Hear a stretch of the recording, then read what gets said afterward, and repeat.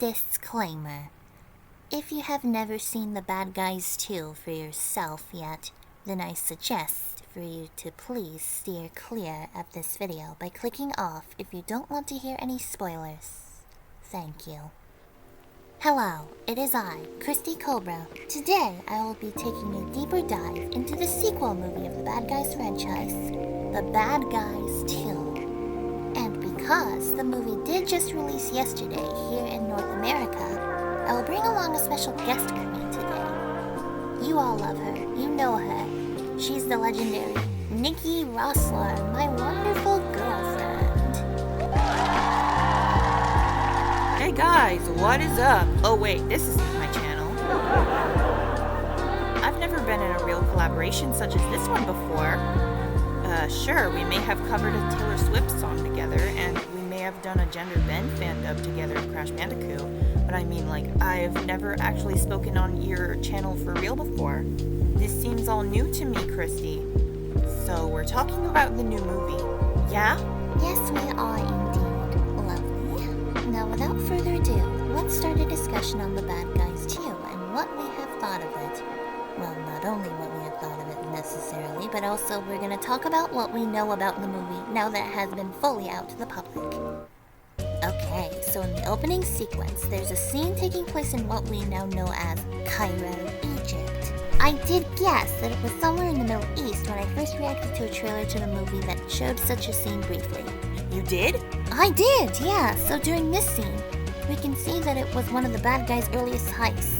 And how we could tell about this right away is because the 4 male bad guys members call Miss Tarantula, or her nickname Webs, they called her Kid, which means she has newly entered into the gang back then. Although we do know that she wasn't a miss at all in the books. She was male before. That's right, Tarantula's old nickname was Legs in the book. I personally think that the name Webs rolls off the tongue much better. I like the sound of Miss Stevie Webb's Tarantula rather than Mr. Stevie Legs Tarantula. What do you think, Christy? I agree, 100-fold.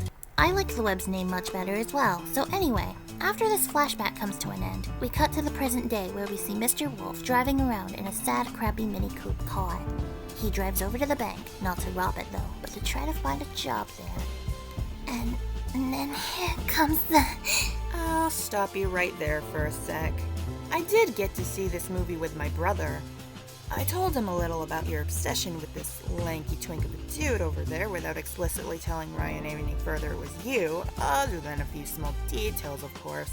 And, well, I did say that, yes, I totally can understand this obsession of yours, but I did say that he isn't really my type. Okay, sorry that I interrupted you on what you were gonna say. You may go ahead now. I won't stop you. Okay, thanks. You're the best. Bank manager Doofman. He sees Wolf's resume as an opportunity that he'll work at this very bank. But then after Wolf thought he was gonna get the job, manager just straight up shreds the resume apart. Despite the looks, he's really such a con for turning down Wolf's job up like that. Oh, I will fix him yet. I sure will. Then we cut to the guys in their new hideout, which seems to be inside of an apartment complex of some sort. And they were watching TV. Even got to see the perspective of Piranha, Shark, and Tarantula's job opportunities as well, other than Wolf's one, which was mainly focused on. Well, where's Mr. Snake, you guys might be asking? Out for some kind of a vinyasa workout, that's where. Who's even forcing him into this lifestyle of kale shakes and yoga? We find out later about who, of course, although I'm personally not a fan. I may be his wife, but come on! I preferred it when he watched the Food Network and ate Push Pops out of the freezer. That's my Snaky Boo. Push Pops. Yeah, I never got to see any in Little Eyes and Alibis or in the Bad Guys 2 movie at all.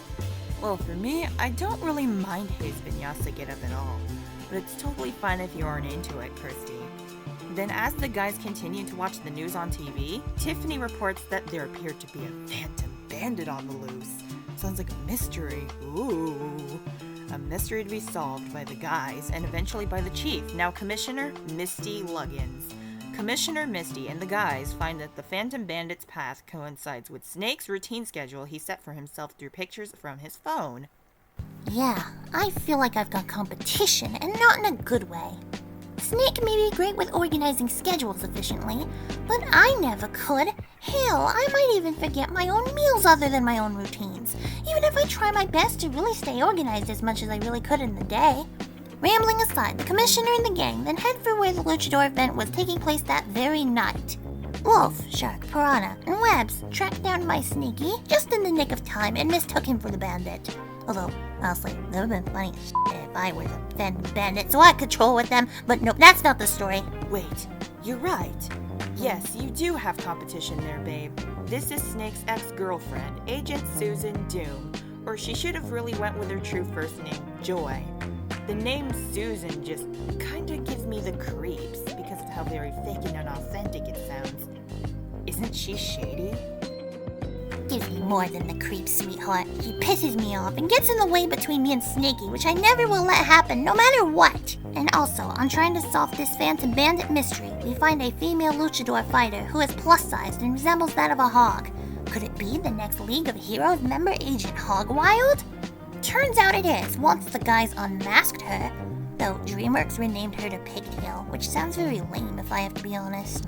And when the guys did break the coup car down, which thank God they did, that car looked horrible anyway. My nemesis Doom insisted on hitching them all a ride via a stolen hot dog truck that just had no hot dogs or buns or condiments at all. How nice. So after they all outrun the cops because of a scandal about stealing a champion belt or something, she decides to shoot them all with tranquilizer darts, putting them all to sleep. They're taken into the base of what seems like, not the League of Heroes anymore. You would be right again. The new name for the team has been the Bad Girls, ever since Diane Foxington went solo as the Crimson Paw, and then as governor, and now she's not governor. Yeah, so much is going on, guys. And then we even figured out the Phantom Bandit mystery, identified as the leader, Agent Kitty Cat.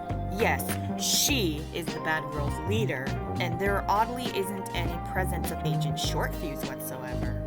Maybe she went missing? Who knows? Anyway, we find that they're acquainted with the bad guy's arch nemesis, Professor Rupert Marmalade IV. In gay baby jail, just kidding. But no, he's seriously imprisoned because of what he did in the past. And suddenly, he's all muscly? Not my type. I love muscles, but that's a known despicable villain, not to be trusted whatsoever. Right, fair. Yeah, then we find that the Bad Girls have a plan about having the guys to help them hijack a rocket ship up to space, so that the girls can get away with stealing all the world's gold. When Marmalade did somehow get freed because the news thought that the guys were responsible for lifting the ship when it was really the girls' doing, he rides on a gold limousine, which then got lifted up to space because of a space magnet thing that had all the gold to be attached onto, until the guys eventually stopped the plan, thankfully. Raining gold. End of the story, am I right? Wrong. Marmalade uses this limousine to then make his ultimate getaway. Where will this head to next? Will he become alien, just like what one of his tattoos referenced? And another of his tattoos referenced Dread Overlord Splygon, Sniggy's old master. Correct. But hey, I'm glad that the guys saved the day, and if they didn't, the girls wouldn't have been rightfully sent to jail. And there's also probably a good reason for Agent Doom going to jail other than she had to be arrested for complying with Kitty and Hogwild's crimes. But also to get away from both Snaky and from you, so she won't ruin your lives. You don't have to worry about her, okay, hon? I promise I won't. Anything for you. I'm also glad the girls ended up in prison as well. They work for Marmalade just like what you've said. Also, I would like to say, Nikki, thank you very much for being featured on my channel today, so we can freely talk about our favorite movie series ever. Oh, you're welcome, dear. I'm very honored. So if anyone wants to come find me on YouTube, you can go to my main channel, Nikki Rossler, with the handle @NikkiRosslerBFDIFan64. I used to be a BFDI fan, but I just couldn't change my handle for some reason. Though I feel that it makes me more unique, standing out from other Nikki Rosslers out there. Hopefully there's not. I'm like the only one in the world, I'm sure. Oh, and I have a small second channel as well if you want to see. And then Christy, one more thing before you close this video. Yeah? Would you like to come to my next Crash Team Rumble livestream next Friday? Of course! How could I refuse? Yeah, thank you very much, you guys, for watching this review/analysis video about The Bad Guys sequel. The Bad guys too. With, again, my girlfriend Nikki Ruffler as the guest. See you soon!